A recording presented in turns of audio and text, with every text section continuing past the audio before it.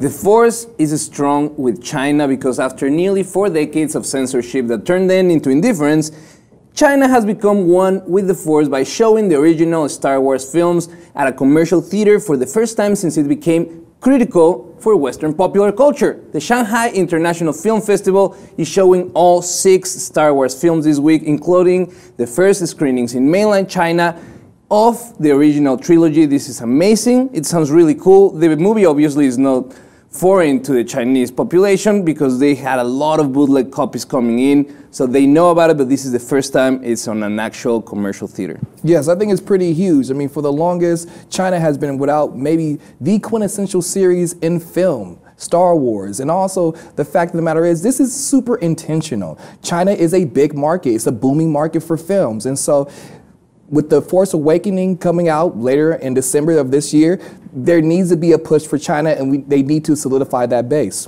I mean, you talk about the most important part of the whole story is why Hollywood, thinking so much ahead of the release of this, catering to a whole new generation of Chinese audiences, because now, if the movies are not selling correctly in China, they're a flop. The best example is Furious 7.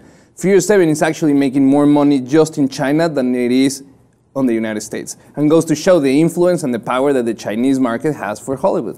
Absolutely. China is becoming more and more intentional about putting their foot into Hollywood and making Hollywood actually come to them, as you see with Star Wars and also Furious 7. And by the way, that success with Furious 7 is making sure that there's a Furious 8, Furious 9, Furious 10. Whenever Vin Diesel says that he's done making these movies and China's out, then that will be the time when it's over. But the success that these films are seeing in China is making the industry turn heads.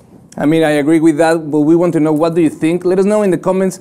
Do you think that Chinese should have major national release of these movies, or just this one showing for the film festival is enough? Let us know what you think, and please subscribe to the Leap TV too.